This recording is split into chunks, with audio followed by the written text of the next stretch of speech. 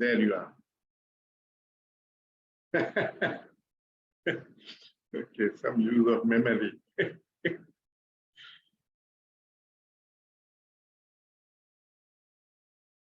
So friends, in the previous lecture and in all these chapters which we have been reading from Krishnamurti's book, it has become clear that the root source of all our problems is this ego process in the human consciousness.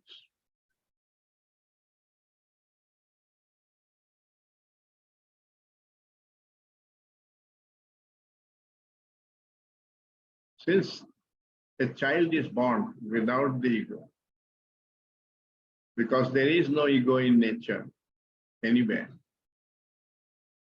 the question arises, how does it originate in the consciousness of the child? Because almost every human being, to some extent, develops this ego process in his or her consciousness. And does it have a role to play in our development? So I would like today to address this question. I must make it clear that Krishnaji has not talked like this about it. What I am saying is my understanding based on his teachings. He has only asked us to investigate his teachings. I have done that. And what I am talking to you about is based on my investigations, and the examples which I take are also mine. They are not from Krishnamurti. Some people in the foundations object to this, and they have a point in what they are thinking. They say, Krishna, you are interpreting Krishnamurti's teaching. Now, I want to make it clear that interpretation becomes sinister only when you accept it on authority. And we have already said that in this quest for truth, authority has no meaning.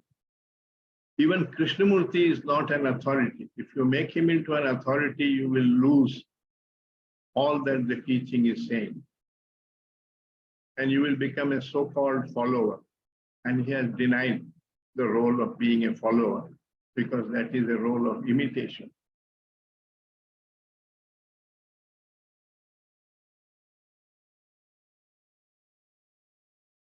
So there is a subtle difference between interpretation and investigation.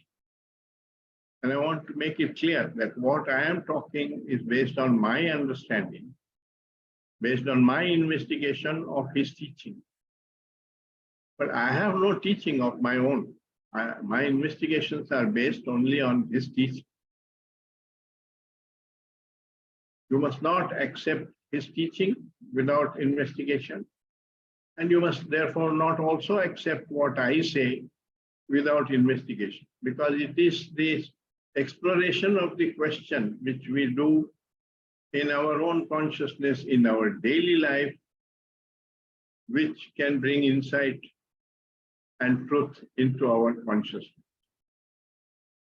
The rest of it is all intellectual activity, which is not wrong, but it does not transform consciousness. We have already discussed that, so I won't stress on that point more often. Krishnaji himself made it very clear that you can talk about the teaching. Indeed, he asked me to talk about the teaching all over the world, which I have done.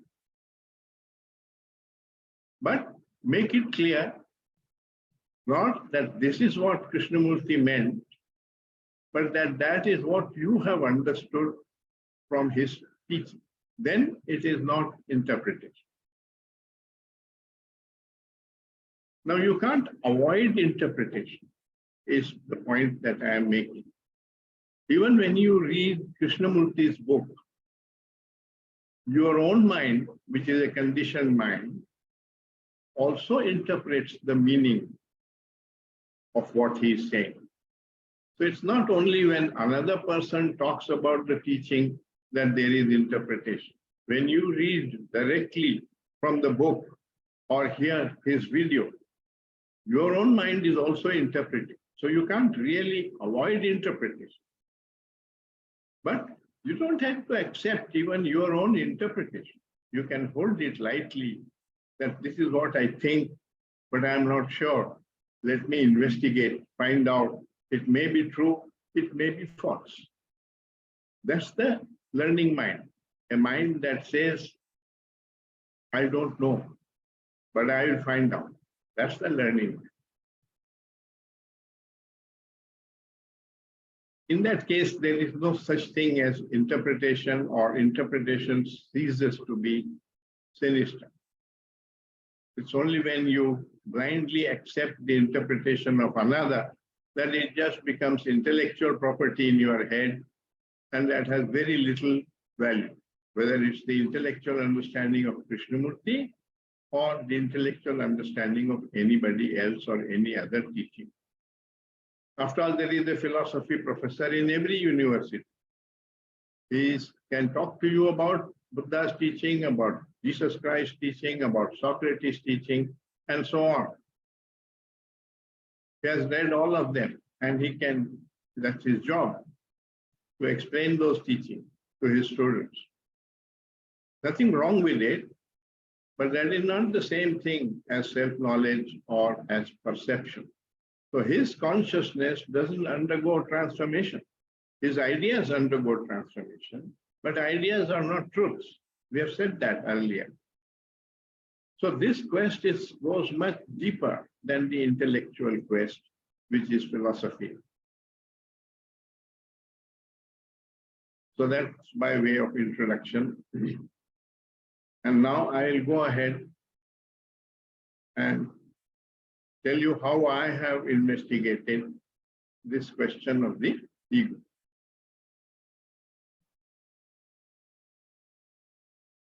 As I said, a child is born without an ego. All of us were born without an ego. If you have noticed a very small infant, he is not even aware that he is separate from others. When he has a headache and he is crying, he often gets angry that his mother is not doing anything about it. He doesn't know that his mother doesn't know that he is having a headache because she is another person. So he has no idea that you are separate, others are separate from me. But as he grows up and he watches what is going on, he sees that when he falls, he feels the pain. His brother doesn't feel the pain, and vice versa. When his brother falls, he feels the pain, and he himself doesn't feel the pain. So he discovers for himself that I am separate from the other person.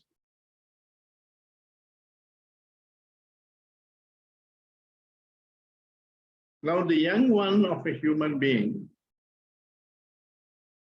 doesn't become independent in 3 months or 6 months as the young one of an animal does, mammal does. It takes a very long time of 20 years because there is this whole development of consciousness. And that's why human beings have created this institution of marriage, which is a man-made institution. The main purpose of that is not rationing sex and so on, but for two human beings who create a child to take the responsibility for raising him and looking after him or her for 20 years till he can function independently with his own intelligence in society. Nobody has as yet found a better way of discharging their responsibility than the two human beings who produce the child, creating a family, a home, and bringing up the child. Now, naturally, the child feels safe in his home. He feels safe in the arms of his mother and father because they protect him, and he needs a lot of protection. The human child has almost no natural protection of its own. His protection is provided by the parents. And the parents have developed intelligence which tells them that though they don't have tools to meet a tiger or a wolf in the forest and protect themselves, they can use intelligence by building a house and closing the door, or by climbing a tree and so on, or creating a fire and so on. That's how the human intelligence developed. Otherwise, those who did not develop that intelligence did not survive. I mean, this is what we read in biological evolution. So, the child is dependent on his parents. Naturally, he gets attached to them and to the home. And that attachment is, all attachment is part of the ego. So he does feel it's my family, my parents, my home, and he feels safe within that. And it is needed at that stage, because if he didn't have that feeling, he would just wander out into the forest and he would get killed. So nature has put that as a safety measure, as a security, physical security of the organism. That's the function of the ego.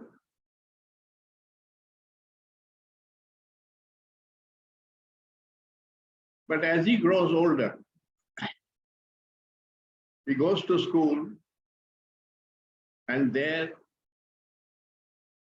the first school being his home itself, the parents also give him various ideas, transfer their own prejudices to him.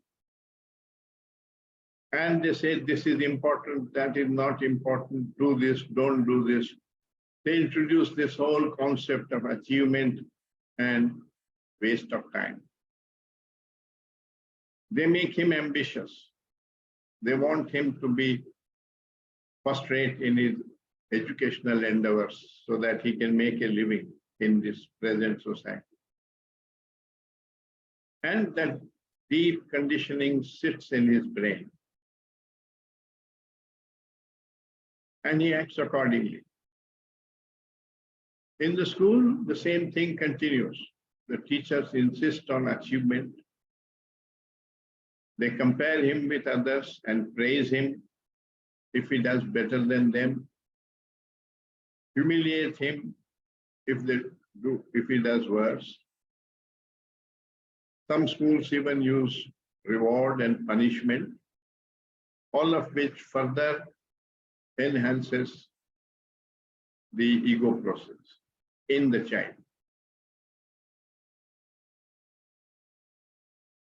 All the consequences of the ego begin.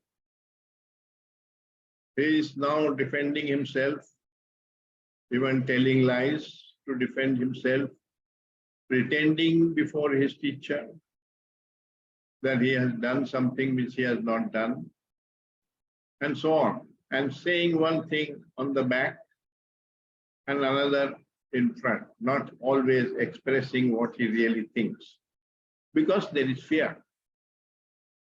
That fear is the consequence of this ego. He is afraid that if he makes a mistake, he will be punished. That fear makes him tell lies. The fact that the teacher can punish him makes him feel that people who are older, people who are powerful, can threaten and dominate over those who are younger or less educated and less capable. So though the teachers think that they are doing this in order to promote the academics in the child, they are really damaging him heavily, teaching him to become violent, to use power for domination, and so on, all of which is the ego process which we examined yesterday. So our education promotes this ego process and this idea of separation, that your classmate is not your brother, he is your rival, that you are in a race with him and you are competing with him and you must go ahead of him. That also means I must work for myself, not for the whole.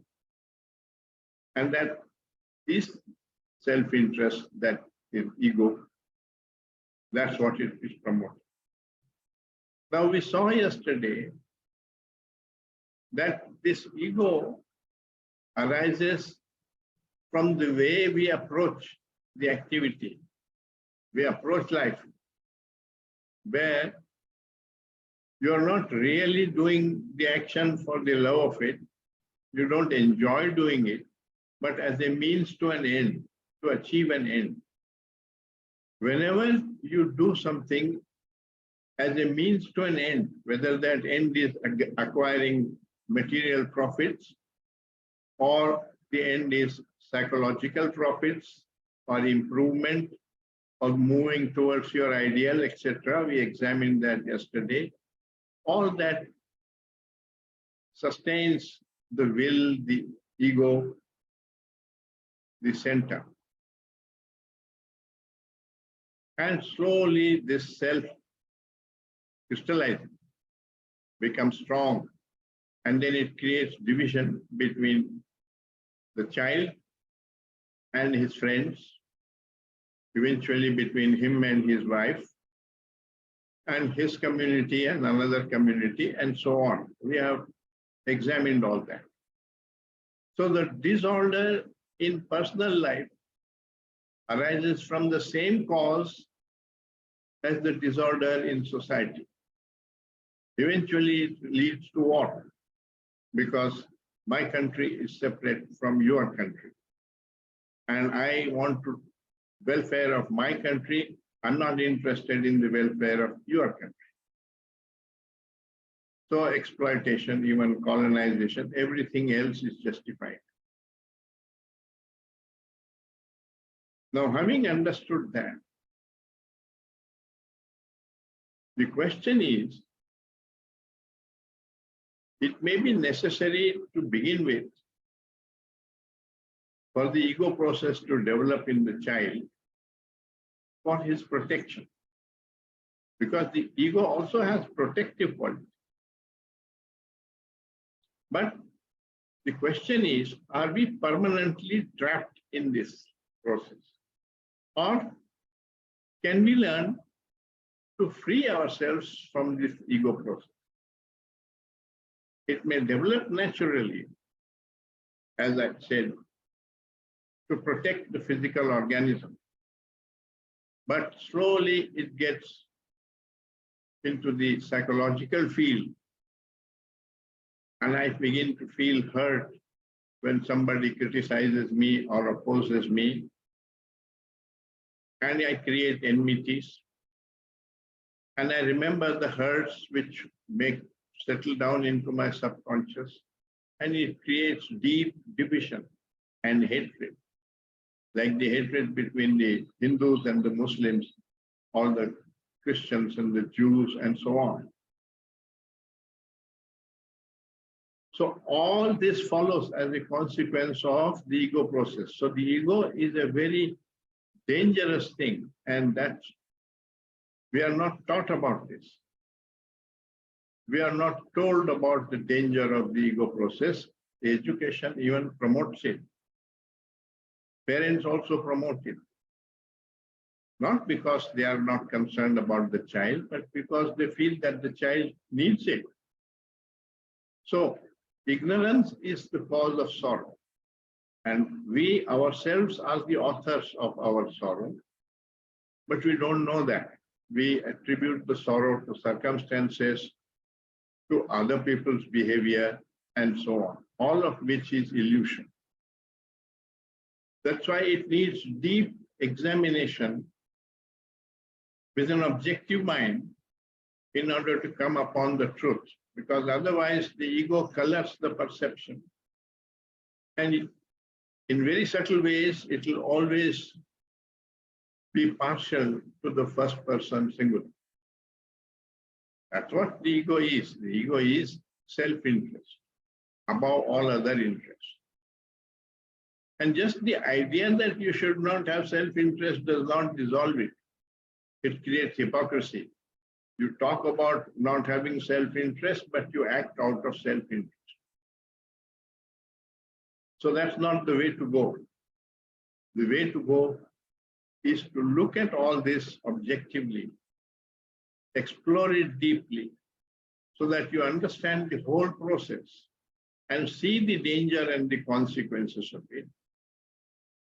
That seeing itself acts and does whatever it brings about, whatever transformation it can bring about in the consciousness. That means in your approach in life, in all relations.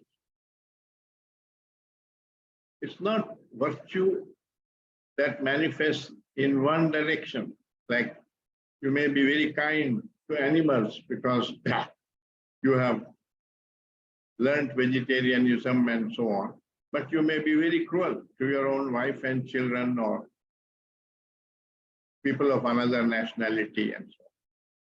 There are any number of examples of this. So merely developing virtue in one particular direction is not really virtue.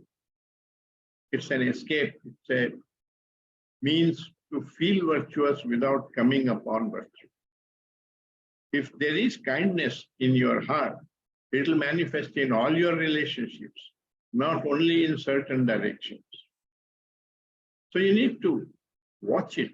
You need to question it and be sure that there is kindness or compassion in your consciousness and not only in specific directions, not towards only some people and not other people, and so on. All this is part of self-knowledge. Without that, your investigation itself is affected by self-interest. So you will never come out of this ego process. And we have already discussed all the consequences of this ego process. Therefore, it is imperative to bring up the child without promoting this ego process in the child. It will form, but we need not promote that. If we are aware of the danger of the ego process, we should not promote that. That's why Krishnamurti, I think, wanted to change education, because many people asked him, what has education to do with the religious mind? And he said,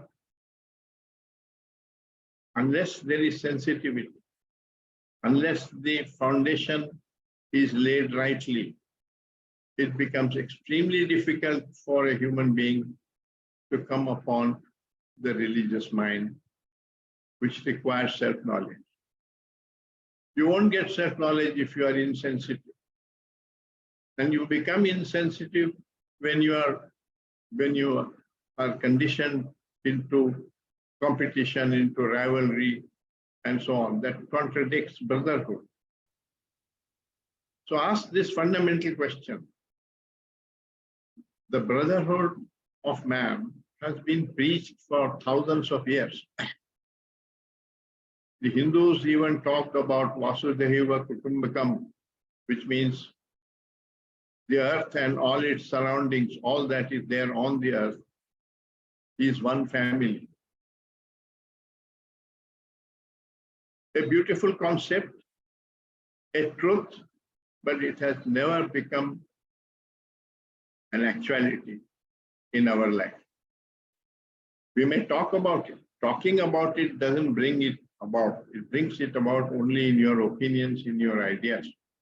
But to actually feel one with the rest of the world is transformation, which doesn't come just from the knowledge that universal brotherhood is a good ideal. You can't practice that ideal.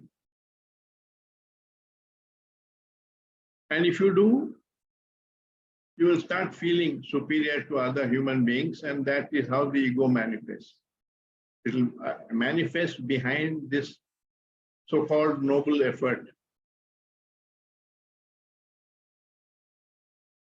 We went into that yesterday, so I won't go into it again. So the ego is a very subtle process, and that's why you need to observe for a long time and with passion, persistently, in order to see these nuances. Otherwise, you will fool yourself into thinking that you are free from the ego when you're not free from the ego. And you will practice egoism, but you will fool yourself into thinking that I am a noble, I'm doing something noble.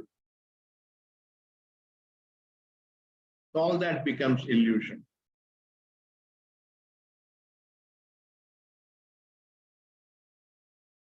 So the child becomes egoistic because of all this environment promoting his ego.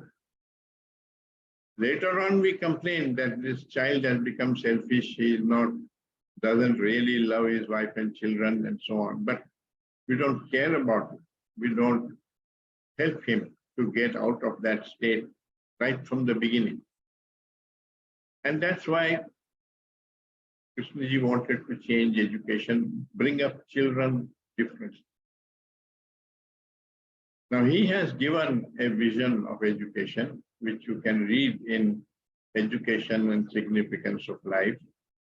Perhaps in this book also there would be chapters on education. I haven't looked for them.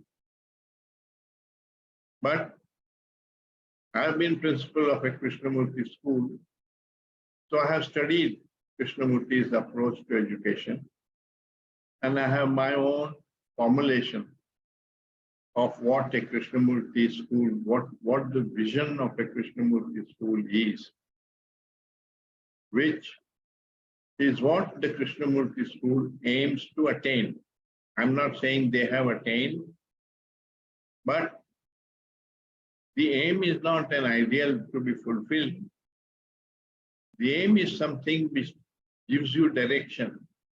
In that direction, you move.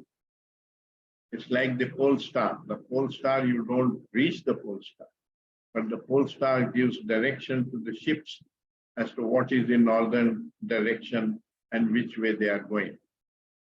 In the same way, the vision gives you the direction in which to take the next step in your school. That's the importance of the vision. But you have to clearly understand this vision. What is it one is trying to do for the child and why? So I have made a chart about this vision, which I want to share with you on the screen, and then discuss with you every point on it.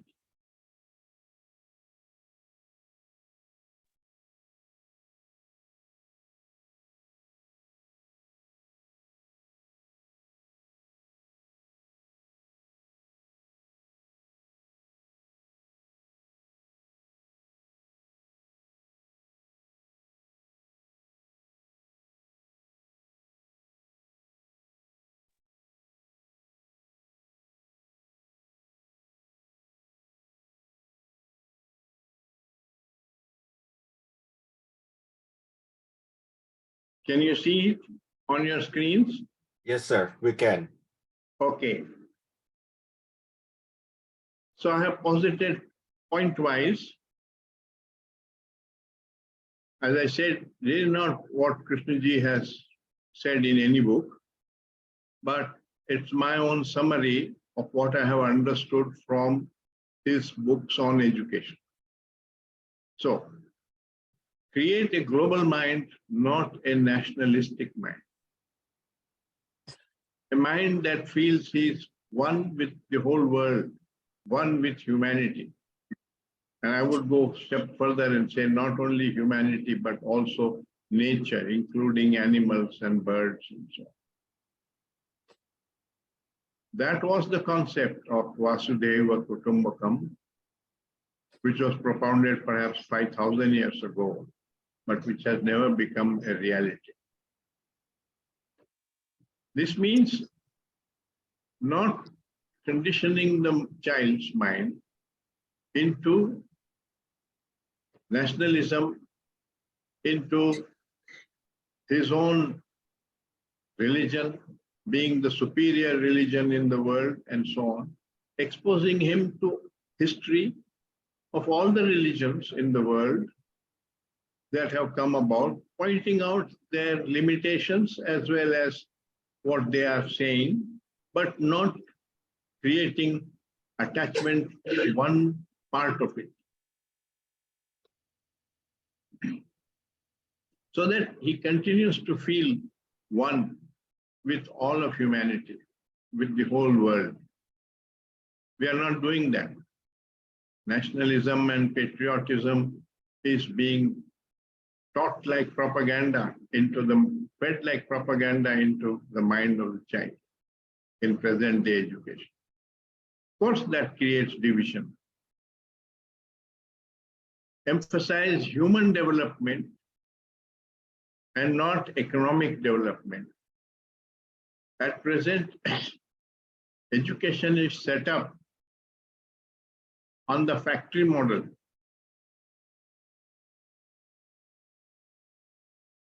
That a child comes in at the age of 6 years and I process him for 14 years or 15 years, and out comes an engineer and a doctor and a literary person and a philosopher who does the work we need done in society.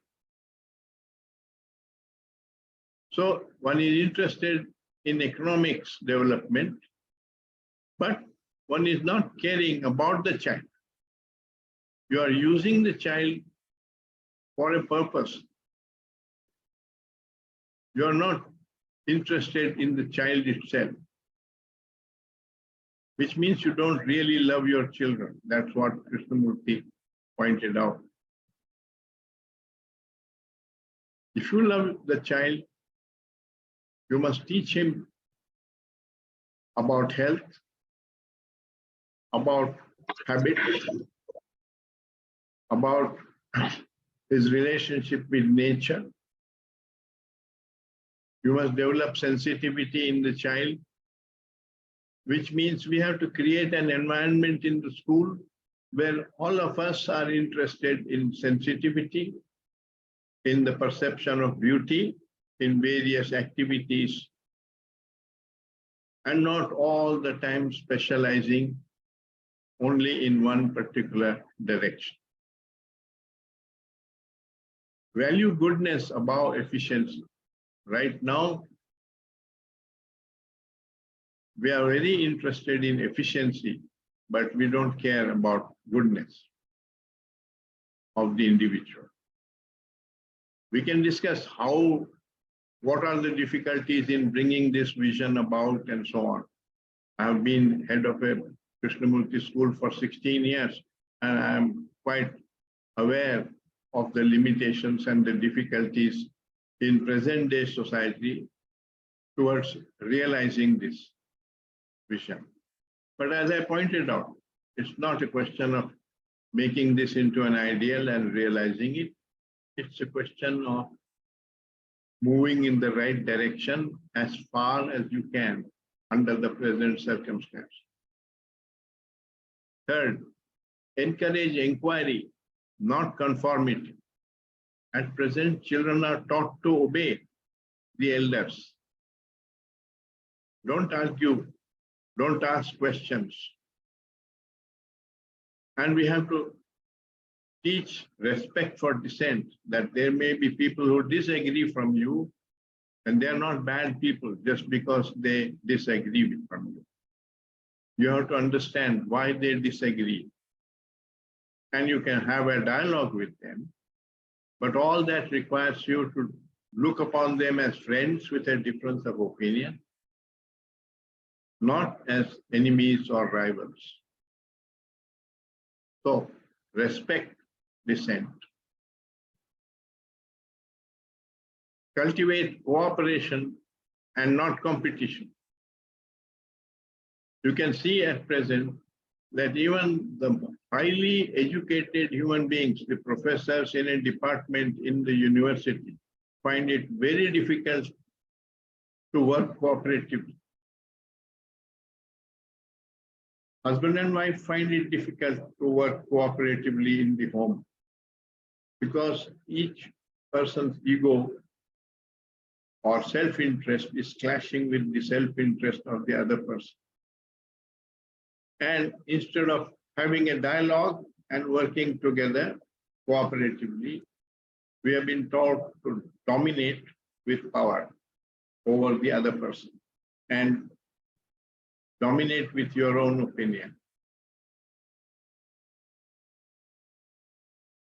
which is the essence of competition. So families break down, friendships break down. And we talk about love, but we don't really have love because we don't really understand what love is. There is a beautiful passage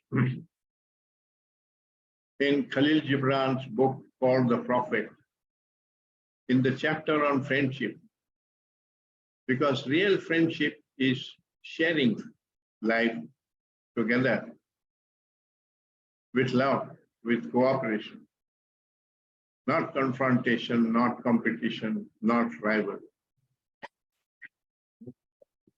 Now, Khalil Gibran says in his inimitable manner, let there be no purpose in friendship save the deepening of the spirit. For love that seeks aught but the disclosure of its own mystery is not love, but a net that is cast forth, and only the unprofitable is caught. That means he's saying, if you are wanting something for yourself out of that friendship, out of that cooperation, that's like a net in which you want to catch a fish or something, and he's saying what you catch is unprofitable,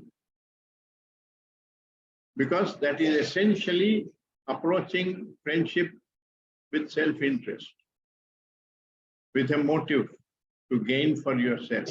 And that's not true friendship. That's not true cooperation. And the other person may be doing that too, in which case that creates division between the two of you, or one person dominates over the other. So unless one understands this whole process, through watching, through learning, through in your daily life, you don't come upon a cooperative spirit just because you have the idea that cooperation is more valuable than competition. It won't happen. The idea doesn't work. The idea is just intellectual property, your opinion. And opinions don't transform consciousness. Now, teamwork is more important than individual achievement. At present, we are rewarding individual achievement. One human being who jumps a little higher than all the others is held as a hero. One man who can play soccer or cricket better than others is held as a hero and paid and rewarded and so on. So the society is promoting individual achievement, not promoting teamwork. That means you are promoting the ego and not love. Democracy is important, not domination. We went into this yesterday or in the previous talk, that we have the democratic structure in many countries, but we don't have the democratic spirit. Democratic spirit is one of mutual respect, of cooperation, of humility, of friendship, as against dictatorship, which is domination of one individual over the others. The fifth thing to promote in education is a learning mind rather than an acquisitive mind. At present, we are valuing the acquisitive mind, one that acquires knowledge, that acquires skills, not the learning mind, which is the awakening of intelligence. So we are stressing memory rather than intelligence, both in academics and also in life. In life, the awakening of intelligence is not confined only to academics, but as we said, this whole field of self-knowledge, which is not the field of memory. In fact, it is blocked by memory.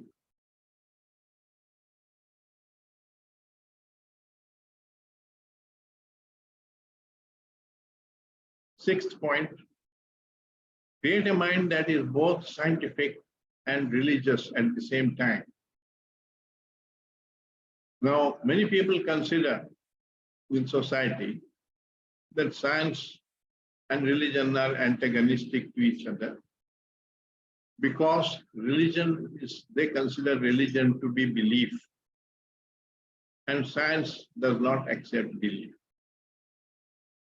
But when Krishna talks about the religious mind, it is this learning, inquiring mind, which has no belief. And therefore, the religious mind is not opposed to the scientific mind. It's larger than the scientific mind, in the sense that it not only inquires into the functioning of nature, as science does, but also into the functioning of consciousness, which is not measurable. Therefore, science does not extend into that realm of consciousness.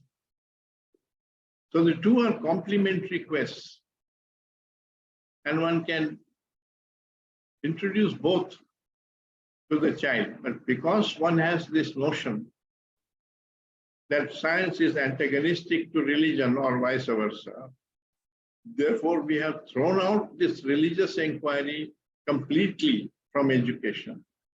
We think just talking about some virtues, saying you must do this, you must not do this, is enough to make a good child. Sorry, that's enormous ignorance behind that.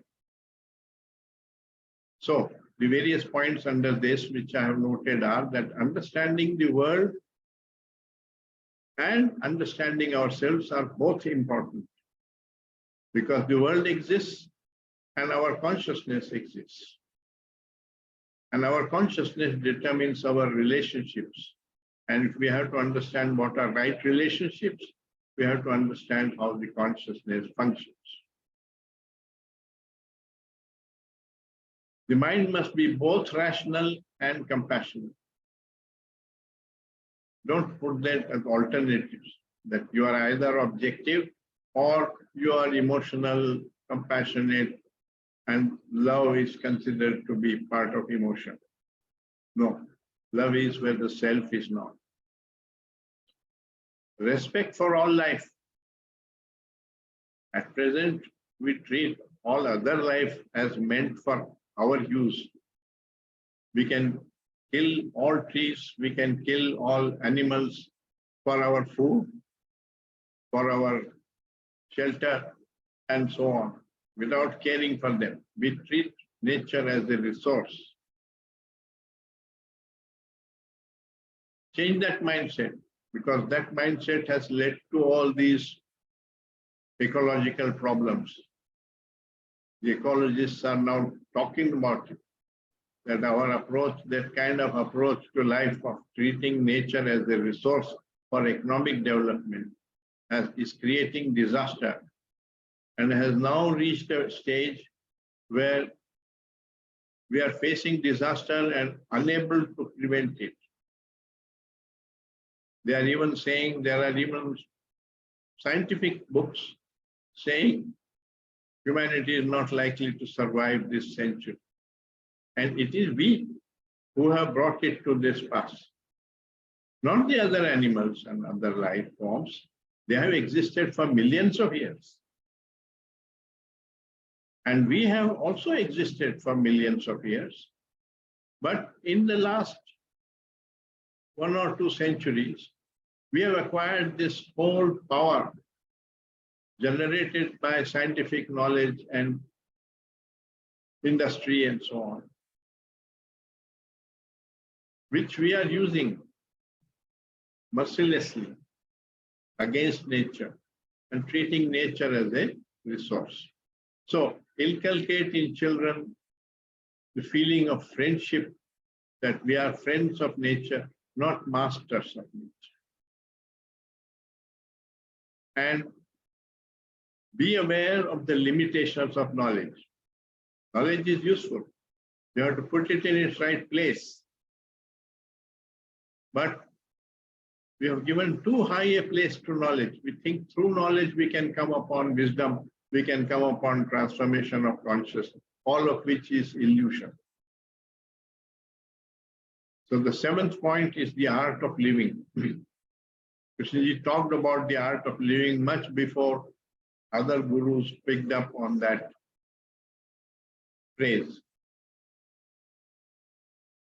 That means we have to care about the quality of life of the child, which is the quality of his relationships. And we have to help him to come upon non-violence, to come upon dialogue, to come upon the learning mind and not the dominating mind, to come upon humility, a sense of beauty and compassion, all of which is part of flowering in goodness, as Krishnaji calls it. Teach him to work with joy, not for rewards. At present, we are promoting certain effort in certain directions by offering big rewards. That's contrary, that's promoting his ego. The perception of beauty, which is joy, versus the pursuit of pleasure. We went into this yesterday, that we are creating bored human beings because your ambition makes you insensitive. And insensitivity is the cause of boredom. And therefore, when you're bored, you pursue pleasure. And that needs a lot of money and leads to addictions and so on. We went into that yesterday. So help him to come upon joy and happiness rather than on the pursuit of pleasure. Cultivate sensitivity and not ambition. Sensitivity is this perception of that joy in every activity of life. You must promote that sensitivity right from childhood. Sensitivity grows through contact, not through talking about it. So take him into nature, let him spend time with nature. It will create a sense of, expose him to good music, good art, and it will create sensitivity. There's great beauty in friendship, there is beauty in sports, there is beauty in science and mathematics. If you don't treat it just as an ambition, but for achievement, but as an effort to perceive that beauty in that activity, that's a wholly different approach to education. So promote sensitivity rather than ambition. Finally, care for the holistic development of all faculties and not over specialization. At present, we are specializing because we think at very early in life you start specializing either in science or in literature or in philosophy and so on. Which means you develop only lopsided development of the mind takes place. Instead,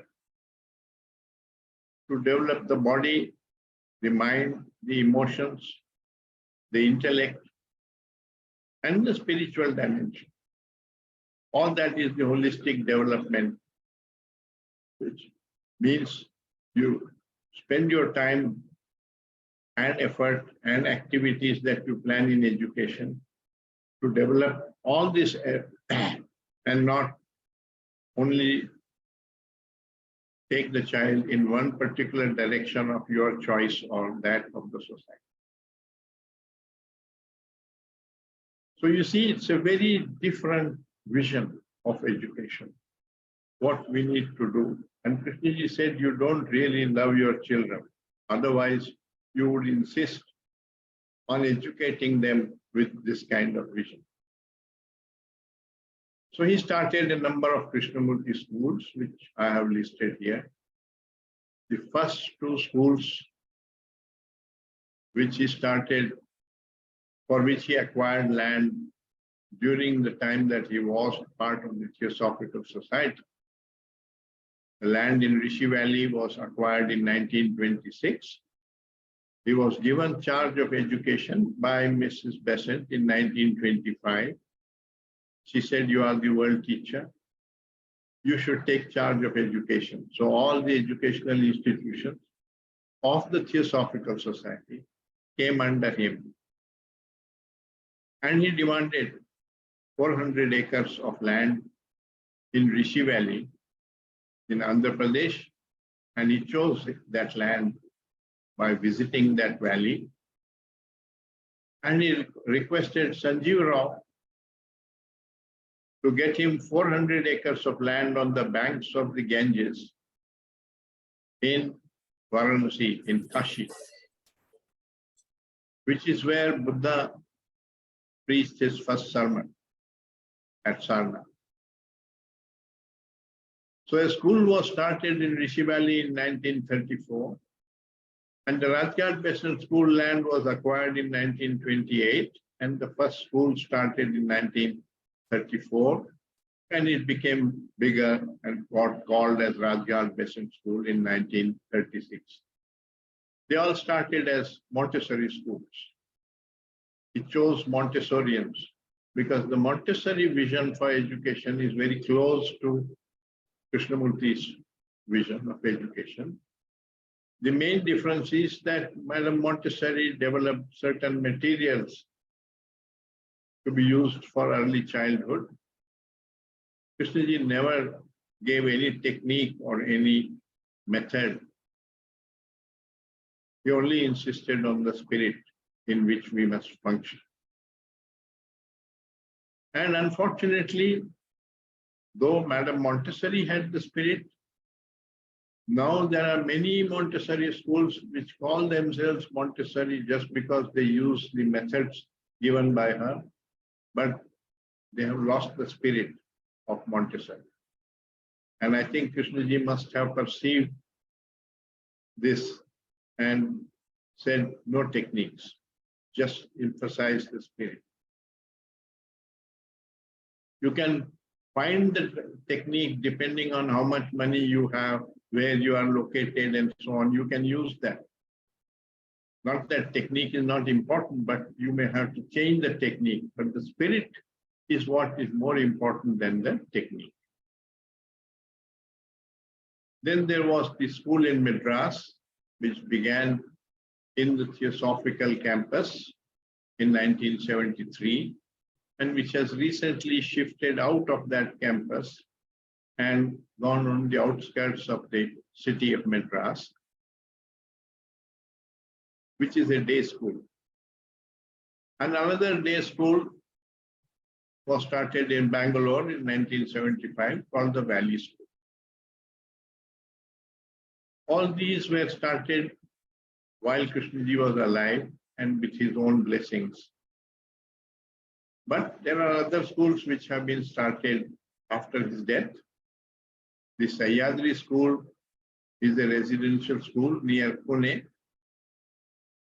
started in 1995 by Achyut Patwardhan and his family. It's now a residential school operating there on this in the Sahyadri hills near Pune, about 60 kilometers from Pune.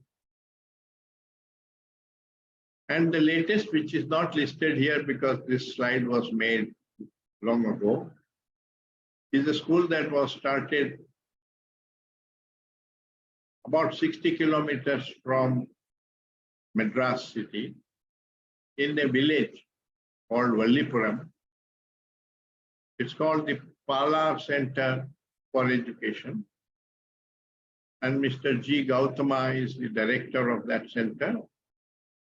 And his wife is the principal of that center, that school. It's called Pathshala, which in Hindi or Sanskrit means a place of learning.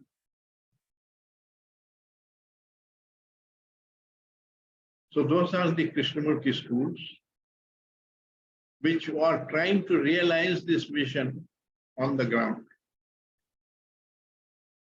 And similarly, there is one school in Ojai called the Oak Grove School in California, which was started in 1974, and the Brockwood Park School in Hampshire in England, which was started in 1969. So there are these 8 schools which are functioning with this vision of education. Mainly, as I pointed out, the purpose of this vision is to help the child to grow up without becoming an egoistic individual.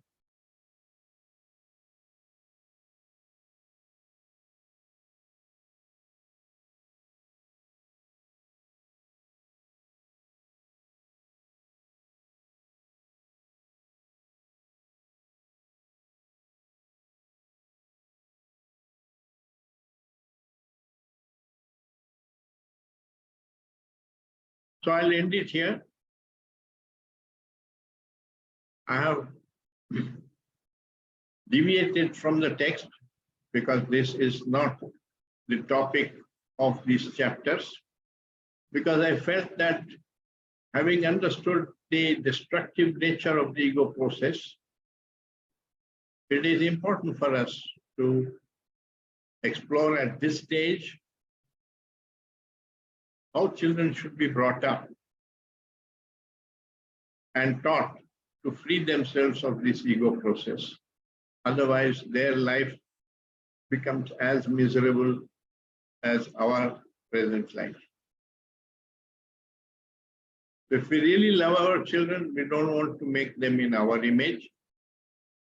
We want them to grow up to be happy, creative, sensitive, human beings. And that's the purpose of the Krishnamurti school. Not that they have achieved it, they're not so simple to achieve it. And maybe we can discuss some of the difficulties of achieving it if you are interested, or otherwise, whatever questions you have in your mind. Now, next week, I propose to take up on the first day a dialogue which Krishnaji initiated with the trustees in 1974, the trustees of all the three foundations, because he describes his understanding of our state of mind. And then, having described that, then he says, let's have a dialogue now of how to approach this issue. So I think it's a very important part of Krishnaji's teaching in his own words. So I'll project that on the screen and read it. And then we shall discuss, we shall have a dialogue about what he has said. On the last day, which will be next Sunday,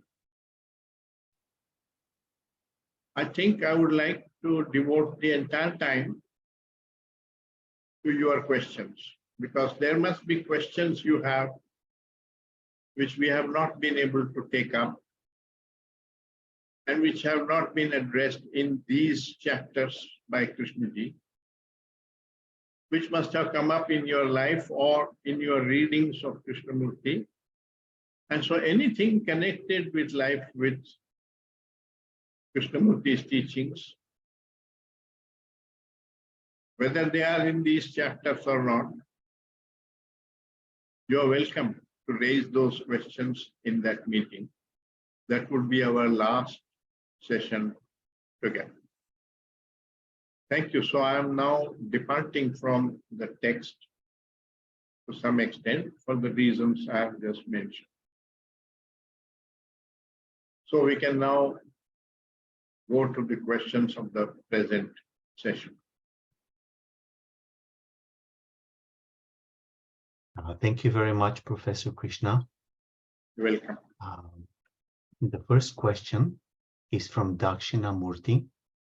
Sir, what is the role of experience in strengthening the ego self?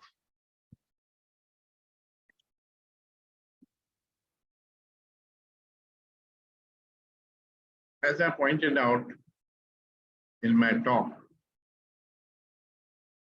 our mind gets conditioned by the particular family, the particular culture in which we grow up, and the values and ideas of that culture. Plus, all that we read and go through in school, college, or university, all that is sitting in our memory.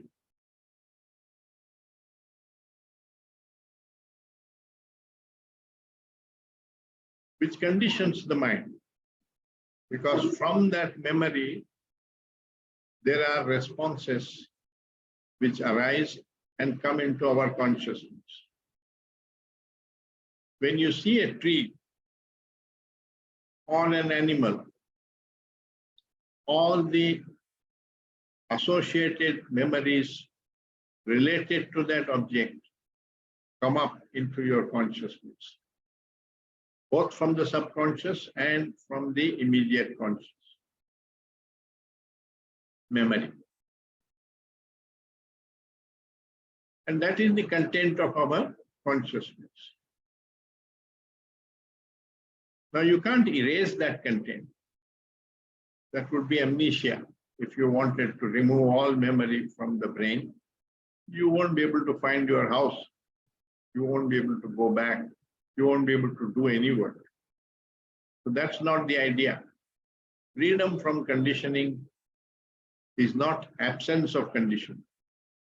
The conditioning is sitting in your brain.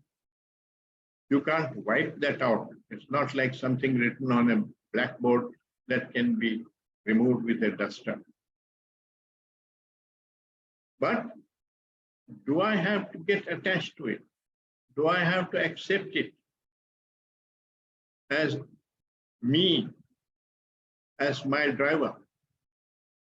So the question that we must ask is that conditioning produces the thoughts in our mind, or at least colors them.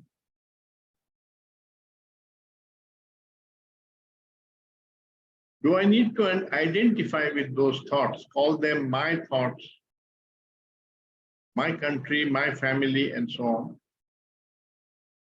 Or can I relate with them differently so that I am free from them? I can examine them.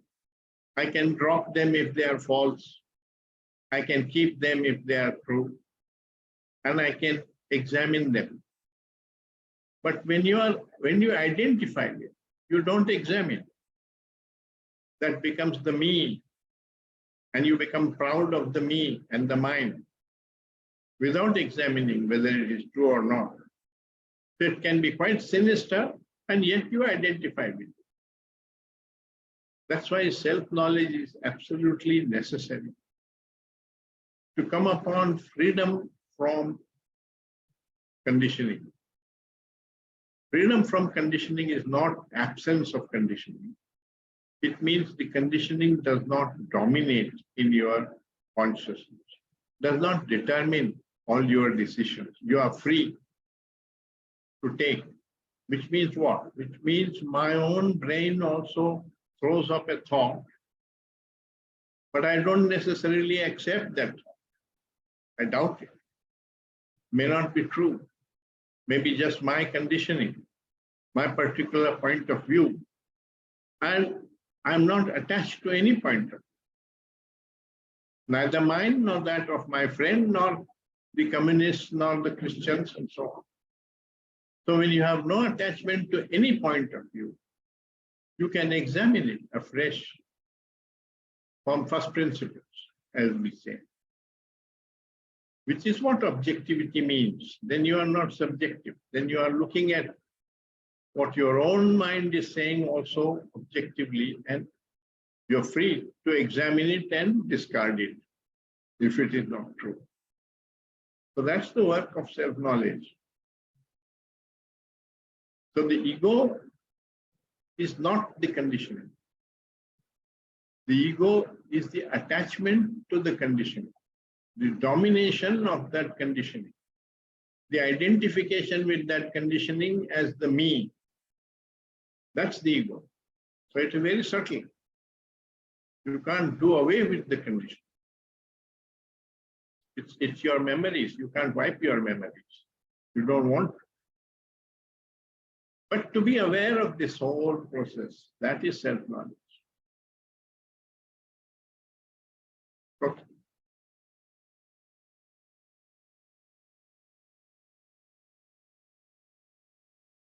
The next question is one world a fact or an ideal?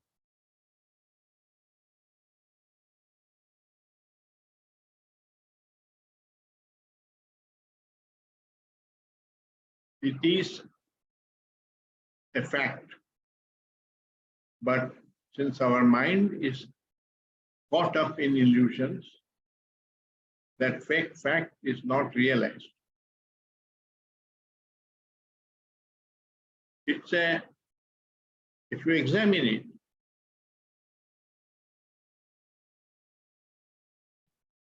first scientifically, the entire universe began from the Big Bang. There was the energy generated by the Big Bang. That energy created matter. And that matter has created plants and animals and stars and your body. So literally, we are made up of stardust. The stars are not, the body of the stars is not separate from your body. The same atoms which were there in the stars are now constituting your body, constituting the tree, constituting the animal. So to that extent, scientifically, we are one. The earth is one, but we have divided it up into countries.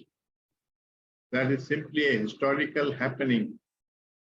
Some king reigned over a certain region, extended it with wars and so on, and that has become one country. It has a certain culture, it has certain languages and so on, and it feels separate from the other countries. That's our doing. It's not part of nature. If we realize how dangerous that is, because all national wars are a consequence of that, plus the ego, then we can undo it. After all, within our own country, we have states. We have differences of opinion. We have found a mechanism by which to deal with them. You go to a court of law, or you go to the parliament, and whatever that court says, you accept. Whatever parliament says, you accept in your country as the law. So there is a mechanism by which we avoid war. One state does not go to war with another state over a dispute. Why can't we do that for the entire world? Because of the ego, because of the attachment. If it is right within the country, how does it become wrong for the whole world? Imagine, and there is a song which the Beatles sang called, whose title is Imagine, and it talks about this. Do listen to that song again, even if you have listened to it before.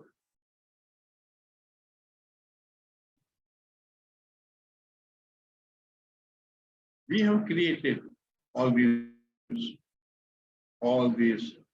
countries, all this nationalism, division, and all that. If I have to come to America, I need a visa. I have to go to the US Embassy, get permission to enter their country, and vice versa. Their people need to come to India, they need to get a visa.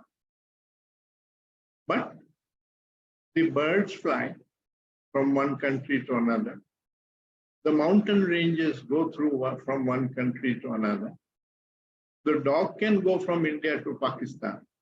I can't. Which means what?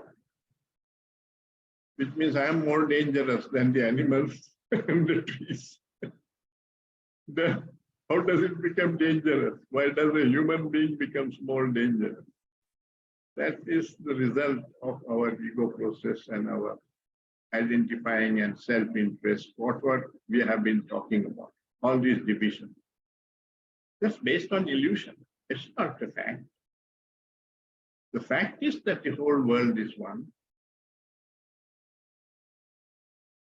The butterfly is born and develops and lives exactly as you are born and develop and live. The only difference is in our thinking, and it is not capable of that kind of thinking. It lives by its instincts.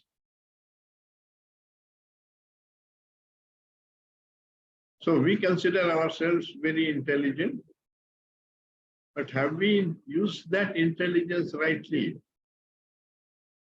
to further the happiness,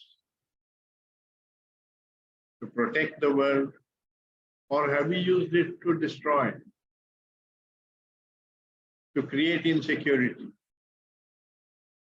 to create wars? You answer that question, sir. And you will yourself realize, if you are objective, not favoring your own species, that we are really not intelligent. We have defined intelligence, unintelligence. We are the ones who have brought the whole world close to extinction. We are the ones who have created the greatest torture, not only of other species, but our own species. No animal has done that. No plant has done that. And yet we consider ourselves superior. Our definition of superiority is illusory. We think ability and power determine superior. It does not. Goodness determines superior. So that is why it is important in education to value goodness over efficiency. Right?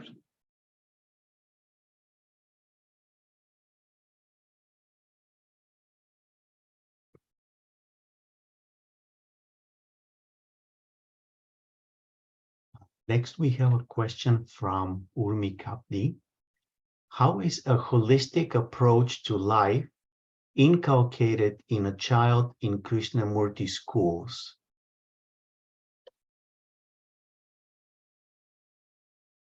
By creating activities which help the development of sensitivity in the child,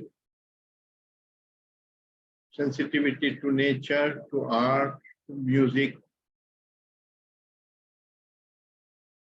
sensitivity in all relationships,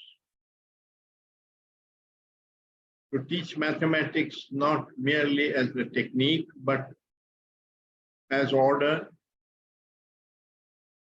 and point out that there is great beauty in that order, but it takes a while to perceive that beauty. And that's the job of education. The job is not to pass the examination and beat your colleague, as we are saying at present. We are introducing this false notion of competition, which is destroying the world. So when you care for the development of the child, human development,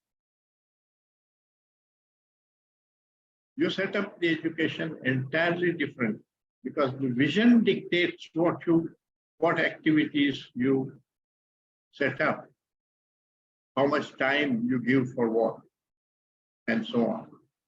But there are limitations because of the school is part of society. It's not apart from society. And the school, the children study up to class grade 10 or 12, then they need to go and join a college. We have no control over that. And the college demands certain certification. Therefore, we have to affiliate the school to a board. Then board dictates its own conditions for affiliation. We have to accept those conditions. So one is functioning within great limitations set up by society. But those are factual. You do what you can within those limitations. If you don't want those limitations, you have to see that you can take care of the entire future of that child. Also the college education, also the university education. And Krishnaji did want to start a university for that reason. But we have, for various practical financial reasons and so on, we have not been able to do that, neither in England, nor in America, nor in India. So there are limitations which you have to accept. In physics, we say you have to solve the equation under the boundary conditions. If you don't respect the boundary conditions, you can't solve that equation, open-ended. It has no meaning. So in the same way, you have to do what you can for that vision, which I talked about. within the limitations in which you live. That's the practical problem. So Krishnaji did not accept government grant for his schools, because once you accept government grants, you have to accept all the limitations of the government, which the government lays down. But government is one factor. Society, which requires that you affiliate to a board, is another. And he refused to have military training in his schools. And therefore he had to give up government grants in his schools.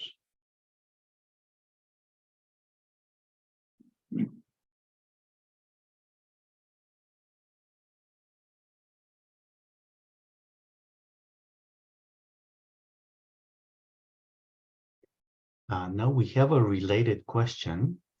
Can we educate a child at home in that manner so that he is helped to become a happy and healthy adult in the true sense?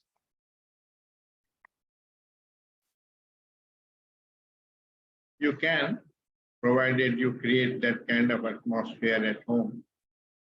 But there are also limitations, because the child needs to relate with other children.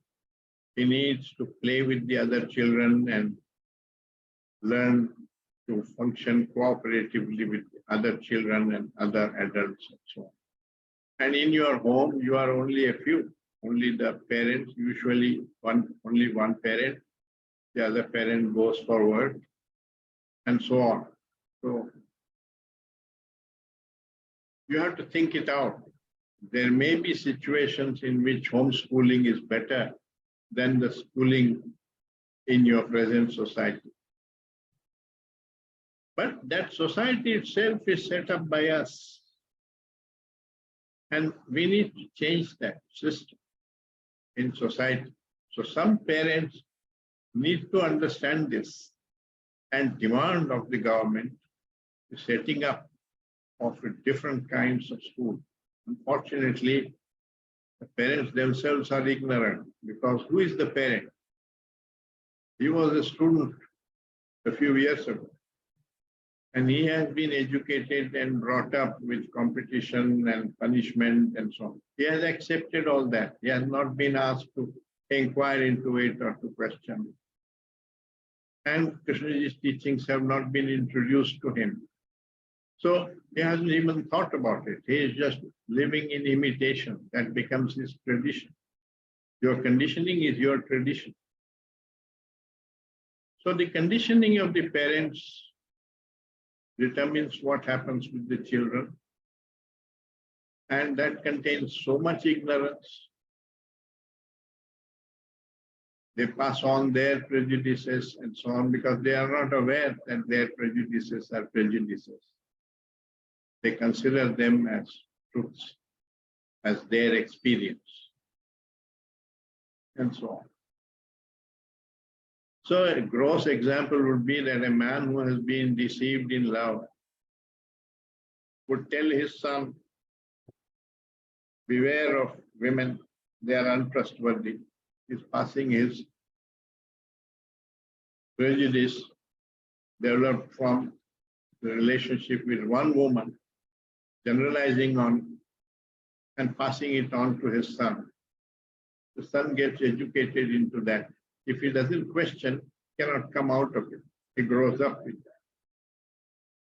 So the Arabs grow up in the same way, hating the Jews, and the Jews grow up hating the Arabs just because their parents were doing that, and so on. So there is tremendous inertia in society, in tradition. And unless you learn to question tradition, not violent rebellion, but psychological revolution, non-acceptance of tradition, it's not going to change.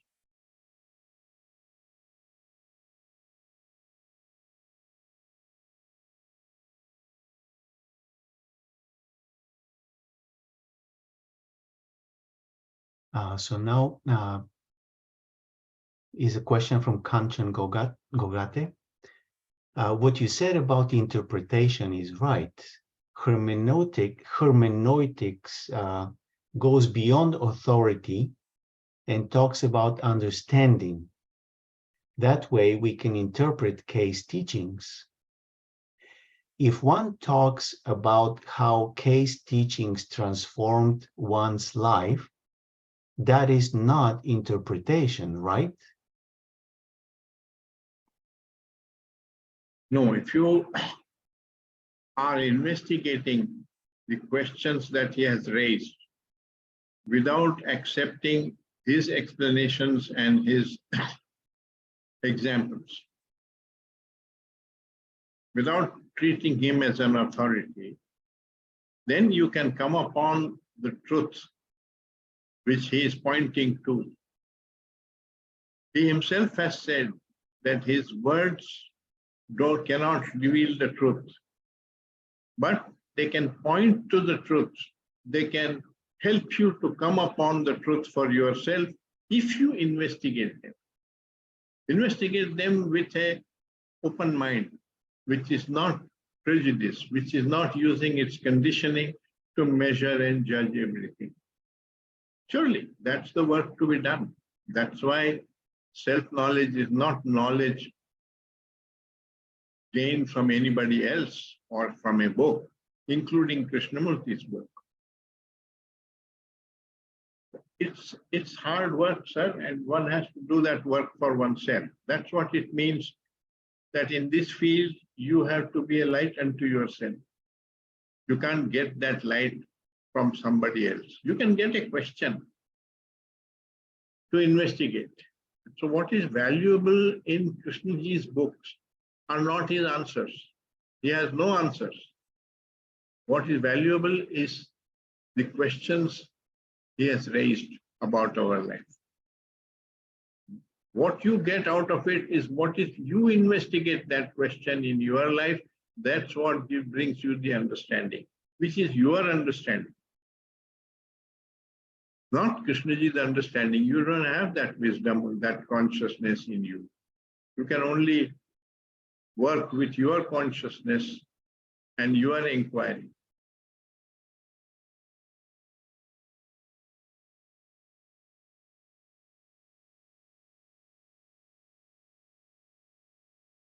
So now we have arrived at the time to conclude our session for tonight or for today. So I would like to turn it over to the organizers. Thank you, Professor. Thank you. Thank you, Kasimir. Thank you very much, sir. Welcome. We will meet in another 6 days. Yes. Look forward to it. Look forward to it. Thank you very much, everybody. You're welcome.